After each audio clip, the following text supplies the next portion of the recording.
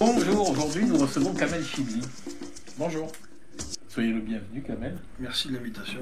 Voilà, vous êtes le pilier au sens propre et au sens figuré de la stratégie de Carole Delga. Attention, ça peut être la diffamation, ça. Pas déjà quand même. Sur le gabarit, oui, attention. Bon, je vous ai reçu il y a 4 ans exactement.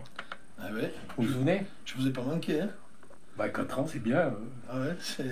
Il y a 4 ans vous pesiez 140 kilos. Vous avez le poids et tout, d'accord. La taille et le En poids. tout cas, il y a 4 ans... Est-ce vous m'avez pas invité depuis? Non. Non, j'ai pas trop changé, je pense. Alors, on dit téléspectateurs ou auditeurs? Oui. Bon, verront, je pense que j'ai pas changé, ouais. Vous n'avez pas changé? Après, je me pèse pas tous les matins, hein. Bon, Mais ok. je pense que j'ai pas changé, ouais. J'ai pas beaucoup changé. Vous êtes toujours vice-président en charge de l'éducation, la jeunesse et le sport pour la région Occitanie. Et l'orientation en plus, depuis le nouveau mandat. L'orientation. Oui, vaste sujet. C'est quoi l'orientation? L'orientation, c'est l'orientation de nos jeunes, c'est l'information sur les métiers de demain, accompagner les jeunes sur leur donner le maximum d'informations sur les études à poursuivre, sur les métiers en tension, sur les opportunités en termes d'emploi dans un bassin de vie. C'est un sujet majeur. L'orientation, c'est la première préoccupation de nos jeunes dans cette région, mais je pense au niveau national pareil. D'accord. Donc c'est quasiment le gros sujet, je pense, pour nos jeunes. C'est la question. C'est plus important que les deux autres sujets? Il faut pas hiérarchiser les sujets, mais clairement Et aujourd'hui. 3 autres sujets. Vous avez 4 sujets alors? Ouais, l'éducation, l'orientation, on est quand même dans le cœur du sujet. L'orientation, c'est au sein même de l'éducation. Les sports, c'est la thématique sport que vous connaissez, et puis l'éducation dans sa globalité. Mais l'orientation, quand vous arrivez à un élève qui rentre dans un cursus scolaire, dès la 6e ou la 5e, on commence à lui parler d'orientation. Donc c'est important de... Bon, parlons sport, là. Je vous demande de vous mouiller. Là. Quel est l'événement régional dont vous êtes le plus fier? Le plus fier, il y en a beaucoup. Hein, non, un seul. Un seul. En ce moment, peut-être le retour du Toulouse, on a Montpellier, mais le retour de Toulouse en Ligue 1 peut-être, hein, et le maintien du RAF. On m'a dit qu'un seul, mais RAF, pardon, c'est Rodez. Hein. Je sais, ouais. Pour vous, peut-être vous savez peut-être les autres noms, mais ouais. En tout cas, voilà. Peut-être que le retour est... Et je vais rajouter, tant pis, je ne respecte pas votre question, je rajouterai la finale de Montpellier volée qui se jouera demain face à Tours. Moi, je croyais que vous m'auriez dit quand même la victoire du Stade toulousain, inespérée, en terre irlandaise. Ouais, c'est vrai, mais c'est qu'un quart de finale. Ils ont été super, mais il y en a d'autres qui ont fait des matchs de fou. Alors, Rodez qui gagne contre Toulouse à Rodez, j'ai fait le coup d'envoi affectif, c'était aussi un événement. Le volleyball, on regardait les 4 clubs de la région, dont les 3 notamment sur la partie ex-Languedoc, Narbonne, 7 et Montpellier, aujourd'hui sont quasiment dans les phases finales, c'est aussi un événement. Donc non, je vais retenir vraiment Toulouse, le retour en Ligue 1. D'abord, ça fera de beaux derby avec Montpellier, et clairement la finale demain du volleyball de Montpellier contre Tours, ça c'est génial. Donc vous suivez tout ça de près? Ah oui, tout, quasiment tout. Parce que comme la région est très sportive, vous avez un programme très chargé alors? Oui, très chargé. Après, il y a des élus. Hein. Je ne suis pas dans tous les territoires. J'ai passé 6 ans à arpenter l'ensemble des départements. Donc, je connais. Je suis autant préoccupé par les clubs professionnels que par les clubs amateurs. Je regarde tous les circuits des Coupes de France de nos clubs locaux. Je suis attentif à tous les événements sportifs qui existent sur les 13 départements. C'est important. Il n'y a pas que les grandes métropoles. Il y a aussi les petits territoires, les petites villes, les quartiers aussi. Il y a de beaux clubs de quartier qui font du super boulot. Bon, Kamel, donc avant de passer aux questions, là, au questionnaire, hein, on va parler du prochain numéro de La Glorieuse. Donc, à la une, mobilité à Montpellier, les usagers contre-attaquent. Voilà. Suite au fait que Delafosse et Fraîche malmène un petit peu les habitants du centre-ville. Donc il y a eu une réunion hier soir. Voilà, ça bouge un peu sur les... Vous avez entendu parler? Oui, j'ai entendu parler, et pas que celle-là. Il y a eu d'autres réunions de concertation aussi sur la comédie, sur les aménagements. Il y a eu la question du tunnel, possibilité de fermer prochainement. La question de la circulation au cœur de ville, notamment sur les cyclables. C'est tendu un peu à Montpellier. Oui, c'est tendu, mais après, tout changement, c'est toujours compliqué. Donc je pense qu'après, la méthode, je pense qu'il a la bonne méthode. La bonne méthode? Attendez, j'ai pas terminé. La bonne méthode, c'est-à-dire la concertation. Je pense qu'il s'agit de créer les conditions. Non, mais après, tout le monde ne sera pas content de ce qu'il va proposer. Il a eu un programme avec un projet qui était clair. Maintenant, je pense qu'il est suffisamment intelligent, comme Julie Fraîche, pour entendre le message d'un certain nombre d'habitants qui sont peut-être un peu... considèrent que ça va trop vite, qu'il y a peut-être un manque de méthode. Voilà. Moi, je fais confiance à Mickaël. C'est pas un bulldozer, je pense, c'est pas dans son caractère. Il veut aller vite parce qu'il a envie de montrer que les choses bougent. Il n'y a pas beaucoup de concertation quand même. Hein. Ben, il y a eu des réunions. Les commerçants, il y avait une réunion hier soir, ils disaient qu'ils n'avaient pas été concertés. Ben, moi j'ai vu dernièrement, encore relaté dans la presse, dans les réseaux sociaux, des réunions quand même où Julie Fraîche avec Mickaël Dafos ont rencontré les commerçants. Je sais que l'adjoint au commerce a fait son travail, il y a eu suffisamment de réunions. Ce qui est certain, vous n'allez pas m'amener, je comprends votre question et je peux vous garantir que moi je suis attaché à la concertation. Mais surtout au fait que chacun puisse donner son idée avant qu'on puisse prendre des décisions qui sont parfois très radicales, dans le sens où ça change totalement la vie des gens. Ce qui est certain, c'est que les commerces du centre-ville ont cette inquiétude de perdre leur clientèle. Donc clairement... Il y a moins de 33% de chiffre d'affaires. Oui, après il y a le Covid, il faut relativiser les choses. Je pense que non, mais depuis ce semestre, il n'y avait pas le Covid. Le retour, je pense que la baisse de consommation, elle est pas liée qu'à Montpellier. Ça ne vous a pas échappé que les gens consomment de moins en moins. Regardez, l'ensemble des commerçants ont souffert, ils n'ont pas pu...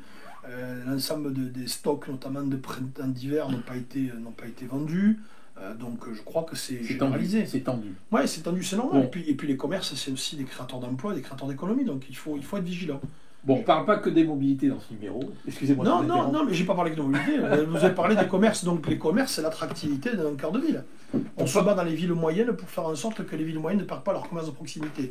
Donc je pense que Mickaël Delafosse, je pense que s'il n'a pas compris, mais je pense qu'il a compris, et les retours que vous faites sont importants, c'est qu'on a besoin d'avoir des villes, des cœurs de ville dynamiques. L'avantage de Montpellier, c'est que c'est une métropole.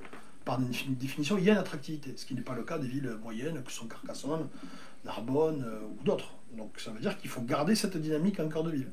Très bien. Donc on aussi un article sur les dessous de l'affaire Coralie. Et on revient sur la 34.3, la circonscription de tous les possibles. Un article un peu culturel sur Saperlipopette, où il faut pédaler pour faire tourner le manège. C'est très écolo, ça. Faire pédaler, oui. Le mot pédaler est écolo par définition. Ouais. Vous faites du vélo ? Il m'arrive d'en faire, mais je ne suis pas un grand passionné. Je préfère marcher et faire de la randonnée que faire du vélo. Et on revient sur les dessins de Cabu qui sont à l'honneur, avec un papier sur Richard Malka qui nous dit « Les ciseaux sont dans les têtes ». Ça veut dire quoi, les ciseaux sont dans les têtes ? Je pense que c'est une image, c'est une métaphore. Je pense que les ciseaux sont dans les têtes, c'est que quelque part, l'être humain est aussi capable du pire comme du meilleur. Moi, je le lis un peu comme ça. D'accord. Voilà. Ok, Kamel. Voilà. Carole Delga, donc revenons un petit peu sur les méthodes. Carole Delga, elle fait sa route là dans la région, le TGV, elle est pour l'autoroute Castres, elle a fait avancer l'économie sans les écologistes. Si, il y a des écologistes. Avec quelques écologistes. Qui se sont affranchis de l'appareil politique. Voilà. Et qui sont là. Et Mickaël Delafosse, de l'autre côté, il est plus sous la coupe des écologistes. Bon, il ferme des rues, il blacklist notre journal. On a l'impression que c'est pas la même vision. C'est le même parti, mais c'est pas la même vision. Il y a des hommes et des femmes. Après, on n'est pas sur les mêmes territoires. Nous, on est sur une région de 13 départements qui est quand même avec une vraie disparité. Vous avez des territoires ruraux, vous avez des grandes villes, vous avez des villes moyennes. Donc, on n'est pas sur les mêmes... Après, je pense que la vision politique de Mickaël Delafosse n'est pas très loin de celle de Carole Delga ou vice-versa. La différence, il faut faire vivre une ville métropole, c'est pas la même chose qu'une région. On n'est pas dans les mêmes enjeux. On est sur un enjeu différent quand on gère une région. C'est l'économie partout et pour tous, l'éducation partout et pour tous, permettre un maillage territorial. On n'est pas sur les mêmes enjeux. Une métropole, en tout cas, ce que j'en regarde, les enjeux de Mickaël Delafosse, c'est de répondre d'abord aux besoins des habitants du territoire. C'est la volonté de s'inscrire dans une ville écologique, dans le sens où elle évite de trop dépenser d'énergie et de trop polluer l'air aussi. Je crois que c'est un enjeu.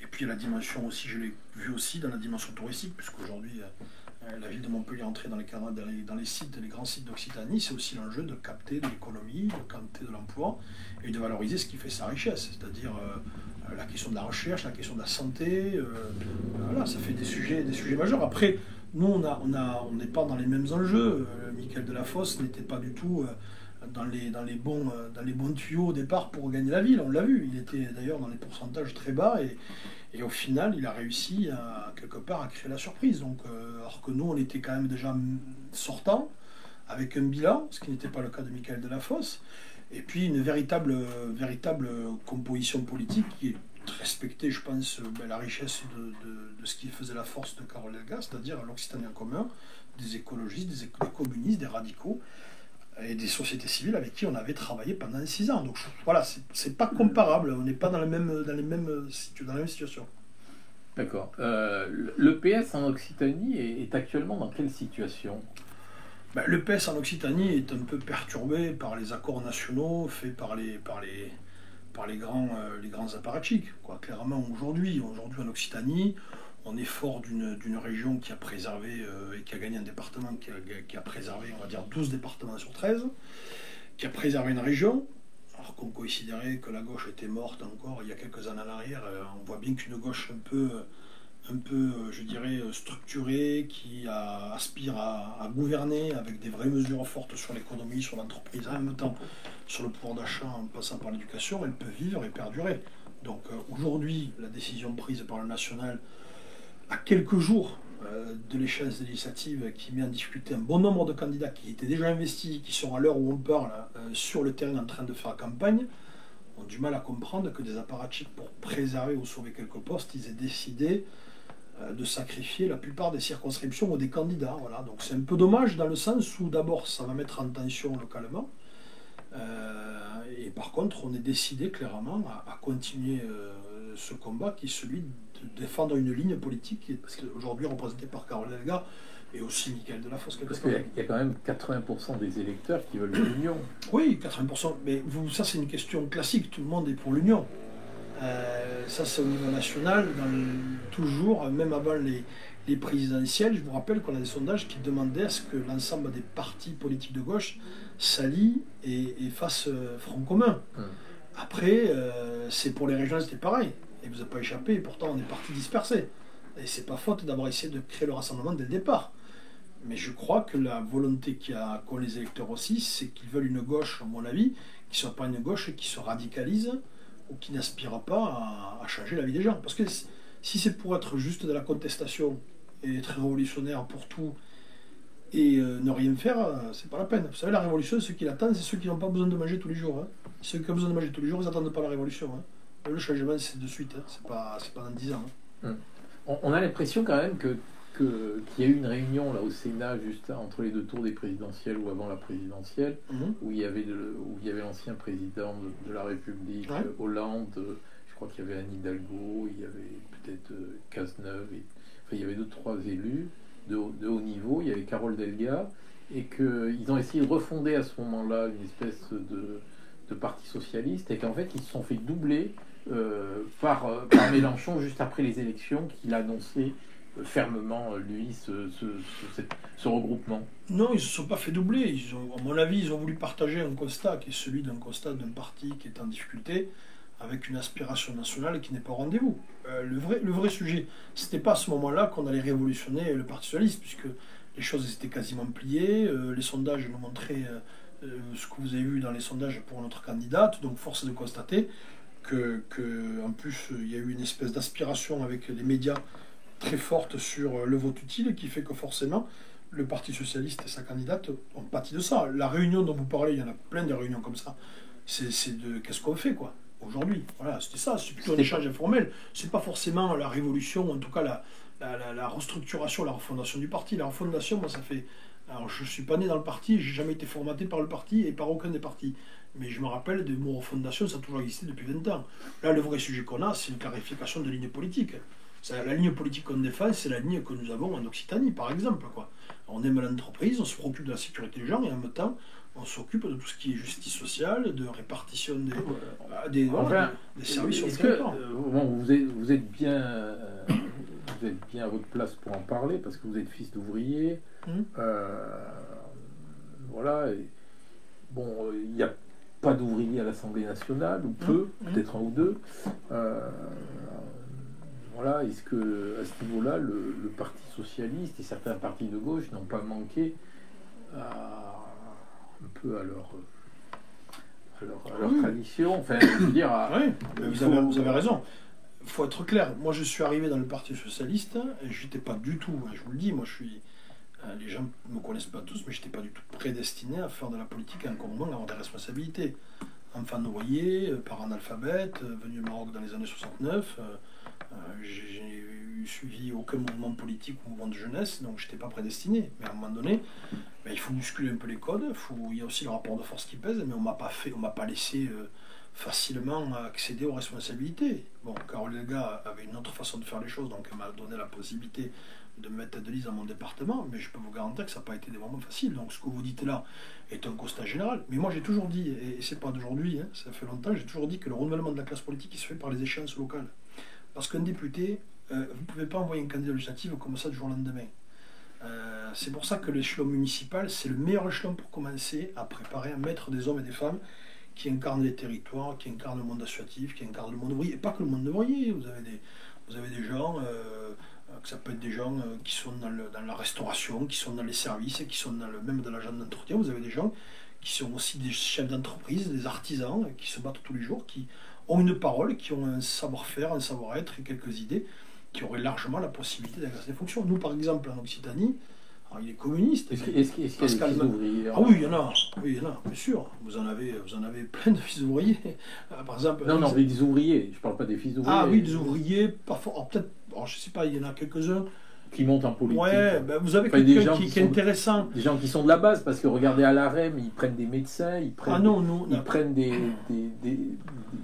sur la 2, là, il y a une Annie Yag, elle tient plusieurs établissements, plusieurs commerces à Montpellier, il y a des commerçants. Nous, on a beaucoup de petites gens, on a petites gens, pas au sens péjoratif du terme, mais on a des jeunes qu'on a fait confiance, on a Mohamed Amami sur Toulouse, on a Pascal Mazet qui est quand même un syndicaliste connu, reconnu, qui incarne aussi ce mouvement syndical qui aspire aussi à prendre des responsabilités.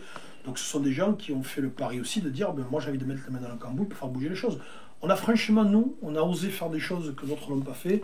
C'est peut-être fort d'un bilan qui nous permettait c'est aussi de donner la chance, ce qui n'était pas le cas en 2016 où on était beaucoup plus, je dirais, tenaillé par les appareils, alors que là, Carole Delga a vraiment fait la place à la société civile, elle a fait en sorte de mettre des gens qui ressemblent aussi aux habitants de notre région. Quel est le sens des candidatures dissidentes que vous soutenez dans l'Hérault? L'essence des candidatures dissidentes, c'est des hommes et des femmes qui sont ancrés sur le territoire, qui ont une ligne politique qui n'est pas celle de l'extrémisme de gauche, qui n'est pas celle de l'attaque à tout va, touchant à tout projet économique, qui s'oppose à tous les projets d'infrastructure.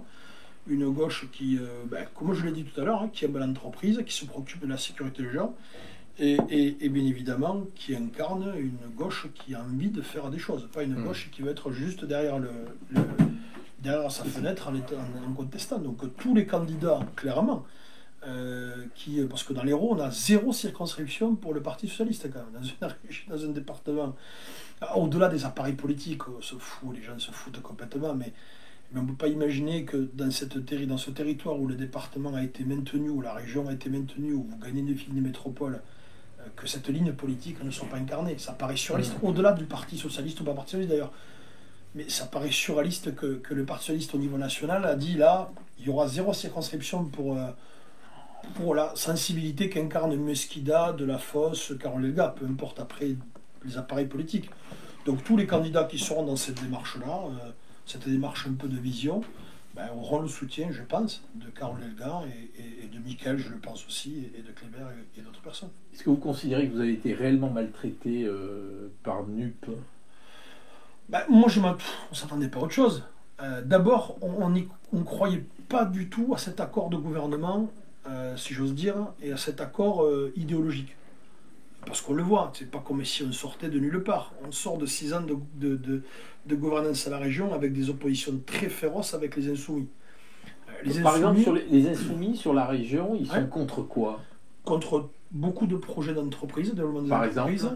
Par exemple, il y avait des aides aux entreprises. Je pense à l'exemple de le Gers, une entreprise locale de popcorn, ils avaient refusé d'accompagner. Je pense à des projets sur des aménagements hôteliers sur Montbel, un lac pas loin de chez moi, ils sont totalement opposés à. C'est un projet de maison dans les arbres, vous savez, c'est un peu oui. à la mode et ça marche bien. C'est un secteur économique et un gros potentiel qui pourrait créer de l'emploi. Ils sont totalement opposés. La récupération d'eau pour alimenter un lac pour irriguer les agriculteurs, ils sont opposés. L'autoroute Castres-Toulouse, ils sont opposés. La LGV, ils étaient quand même opposés. Donc, c'est quand même des sujets de fond. Et je parle même dans pas. Dans l'Hérault. Ah, mais dans l'Hérault, c'est les mêmes projets. Je pense que le contournement, ils y sont aussi opposés. Il y a plein de sujets. On les voit quasi quotidiennement. Si on les écoute, on révolutionne tout. Révolutionner, c'est une chose, mais la question, c'est qu'est-ce qu'on amène de plus aux gens. C'est tout. Après, c'est une façon de faire de la politique qui n'est pas la nôtre. Nous, on n'est pas là pour opposer les gens, on est là pour rassembler les gens. Vous avez parlé du sondage sur l'unité de la gauche. Mais l'unité de la gauche, ça veut dire aussi, quelque part, ils veulent l'unité, mais ça veut dire aussi qu'ils veulent des conditions de travail apaisées et apaisables, quoi, ce qui n'est pas le cas. Alors forcément, la personnalité de Jean-Luc Mélenchon a attiré beaucoup de sympathie, d'admiration. Je pense que ça tourne beaucoup autour de la personnalité de Jean-Luc Mélenchon, mais on peut pas faire un mariage de raison si on ne partage pas l'ensemble des idées. C'est pas possible. En tout cas, c'est pas ma conception. Ça, les fédérations de l'Aude, du Gard et de Haute-Garonne ne suivent pas Carole dans la dissidence. Le Gard, je suis pas sûr. Si je crois le Gard. J'ai pas l'impression, mais je me trompe, mais j'ai pas l'impression. Enfin, on va dire l'Aude et l'Aude. Ouais, mais en fait, c'est pas les fédérations, c'est le premier fédéral plutôt. Ouais. Parce que je pense que si vous faites voter les militants en Haute-Garonne ou dans l'Aude, je suis pas sûr que l'ensemble des militants soient d'accord d'avoir une alliance avec les Insoumis. Mais effectivement, vous avez raison, les premiers fédéraux, en tout cas de la Haute-Garonne et de l'Aude, sont pour l'alliance avec les Insoumis, ça c'est clair. Se présenter hors nupe, c'est pas aller au casse-pipe? Non, c'est respecter ses convictions. Vous savez, on nous a toujours critiqué sur le fait qu'on était hégémonique, etc. Pour la première fois de l'histoire, on risque d'être hors parti. Donc ça montre bien que nous, on n'est pas du tout. Ça montre en tout cas, s'il fallait le montrer, dans une ville à Montpellier où les socialistes règnent depuis très nombreuses années, à part la période Sorel, ça montre aussi que l'hégémonie, c'est pas pour nous et qu'en fait, on respecte nos convictions. Ça serait tellement facile de dire on se fait sur un accord d'appareil. Ce que l'on conteste tous, c'est un accord d'appareil. Honnêtement, c'est un accord. Comment vous voulez faire un accord, soi-disant, en 2 nuits, 3 jours sur l'ensemble des arêtes d'un projet de société? C'est pas possible. On voit bien qu'il y en a certains qui ont voulu sauver leur circonscription. En premier, le premier national, Olivier Faure, tout a été fait pour que ces circonscriptions soient sauvées, c'est tout. Et les gens détestent ça. C'est juste des postures pour sauver des personnes et quitte à se couper de l'ensemble des idées ou des valeurs qui nous rassemblent. Sur d'autres départements, vous présentez des... Oui, bien sûr. Parce qu'il n'y a pas vraiment de stratégie. Là, j'ai vu que vous présentiez non, mais ça dépend deux, trois candidats sur l'Hérault. Mais ça dépend des candidats, parce que, vous savez, la présidente l'a dit, et Mickaël, mais pas que, beaucoup de gens l'ont dit, on est républicain avant tout. On a certaines situations, on a des risques frontistes et Rassemblement national. On ne prendra pas le risque de faire élire des députés Front National, il faut être vigilant. Globalement, s'il y a des candidats qui veulent venir, on en a quelques-uns qu'on a soutenus depuis le départ. Je pense à Rémi Braco dans l'Aude, je pense à Fatima Belarage ici, je pense à Philippe Andrieux dans l'Aude, je pense à d'autres dans l'Ariège, nos députés chez moi, nos candidats aussi, voilà, au-delà des frontières. Tous ces candidats-là qui vont venir chercher ce soutien-là de Carole Delga, dès lors que ça respecte ce que je vous avais dit depuis le départ, ils seront soutenus. Votre objectif, c'est combien de... On n'a pas d'objectif de député, franchement. L'objectif principal, c'est de se respecter soi-même et de respecter les électeurs. Nous, on a un message qui a été clair lors des régionales, d'accord pour l'union, mais d'accord pour une ligne politique qui coupe avec ce qu'on a connu pendant des années. Eux, ils veulent qu'on dirige cette région, ils veulent qu'on apporte des solutions aux problèmes des gens. Ils veulent pas qu'on fasse des accords d'appareil qui veulent juste sauver quelques têtes. On s'en fout des têtes des personnes, c'est pas le sujet. Pourquoi aucun des députés battus dans l'Hérault en 2017, des députés PS, ne repart au combat sous la bannière? Je pense que quand même il y a une exaspération à mon avis de la fonction de parlementaire. Je pense que Emmanuel Macron a totalement, franchement, il a totalement sabré la fonction de parlementaire, en tout cas de député. Le sentiment, moi j'ai eu une phrase que je sortais dans vos confrères de la presse chez moi, je leur dis ni pour des députés ou des candidats godillots et ni pour des candidats marginalisés. Voilà, je pense que la quête d'aller à la fonction de député est complexe parce qu'aujourd'hui les marges de manœuvre sont de plus en plus limitées, ou en tout cas ce qui a été fait par le président de la République pendant 5 ans, c'est clair que n'a pas suscité de vocation. C'est tellement grave qu'aujourd'hui, vous avez raison de le pointer, c'est qu'ils ne se bousculent pas au portillon pour y aller. Alors vous aurez toujours des candidats, plein de candidats dans des circonscriptions, des candidatures de témoignages, mais globalement, les gens ne se bousculent plus. C'est malheureux parce que c'est une crise démocratique. Parce que du coup, les gens n'aspirent plus à aller porter des valeurs et des idées au plan national. Est-ce qu'on peut parler de guerre entre les socialistes et NUP? Non, c'est pas une guerre. C'est pas une... Les socialistes dissidents. Non, les socialistes c'est pas une guerre. C'est pas une guerre. On va défendre nos convictions et ils défendront les leurs. Si les électeurs considèrent que sur un certain nombre de projets, d'idées, au-delà de la guerre, de Poutine, de la laïcité, de la façon dont on attaque les policiers, etc., si les gens considèrent que les candidats que nous allons soutenir incarnent une ligne politique qu'ils attendent, ils choisiront nos candidats. S'ils veulent une gauche extrême qui servira à rien si ce n'est d'être marginalisée et qui ne porteront aucun projet, nous, notre objectif, il est très simple. Je terminerai juste là-dessus. Nous, on a des villes, on a des métropoles, on a des départements, on a une belle région. On a des projets sur ces territoires qui ont été validés par l'ensemble des électeurs il y a quelques mois en arrière. Nous, on a besoin de parlementaires, certes qui vont à Paris faire des lois, mais on a besoin de parlementaires aussi qui aillent défendre nos dossiers. Le contournement de Montpellier, la LGV, tous ces sujets-là, on a besoin de parlementaires qui soient ni godillots ni marginalisés. Et ceux-là, ils sont incarnés ni par les insoumis, ni par la majorité présidentielle, et encore moins par le Rassemblement national. C'est pour ça qu'on a cette ligne politique avec des candidats qui auront, je pense, la capacité à faire bouger les choses. Ce que veulent les gens autour de nous, c'est qu'on arrive à faire avancer leur vie du quotidien. Parce que sur la 2, Muriel Lességuier, elle avait été élue il y a 5 ans là, sur une situation avec Stéphanie Janin qui était. Et là, on va se retrouver avec 3 candidats, 3 candidates à gauche. C'est vrai. Ça va être chaud. Ouais, c'est une circo à gauche. On aura le choix, les électeurs auront le choix. Nous, on pense que Fatima Belrach représente vraiment, je pense, la ligne qui correspond aux attentes des habitants de cette ville de Montpellier. En tout cas, c'est modestement ce que l'on pense. Après, les électeurs trancheront, ils sont maîtres et rois. Après, il faut faire attention parce que la présidentielle est toujours une élection où les gens viennent voter. Législative, il y aura peut-être plus d'abstention. Donc, c'est celui qui sera en capacité de mobiliser plus son électorat qui sera en situation de pouvoir gagner cette circo. On y croit parce que Fatima, je pense qu'elle incarne vraiment l'avenir sur Montpellier. Très bien, écoutez, je vous remercie. Merci à vous de l'invitation.